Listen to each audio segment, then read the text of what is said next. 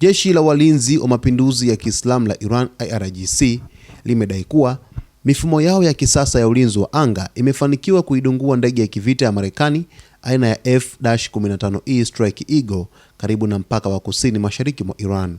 Kupitia taarifa iliyochapishwa na chombo chao rasmi cha habari Sepah News, IRGC ilieleza kuwa tukio hilo lilitokea mapema Jumatano wakati ndege hiyo ya kijeshi ya Marekani ilipokuwa ikiruka katika eneo lililo karibu na mipaka ya Iran.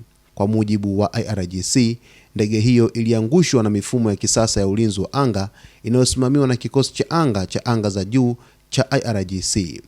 Taarifa hiyo ilisema kuwa mifumo hiyo imeimarishwa kwa teknolojia mpya inayoweza kugundua na kushambulia ndege za kivita zinazoingia katika maeneo yanayolindwa na Iran.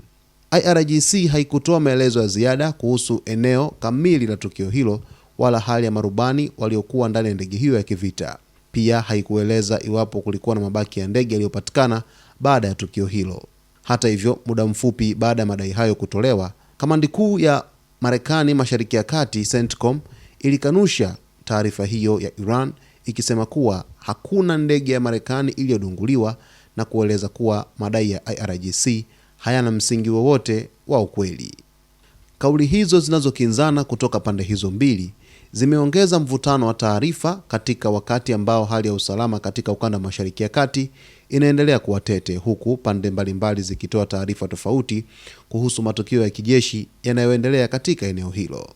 Taarifa ambayo Jeshi la Walinzi wa Mapinduzi ya Kiislamu la Iran IRGC imeeleza kwamba imefanikiwa kuweza kudungua ndege ya F-15E Strike Eagle ya Marekani huko katika mipaka ya Irani.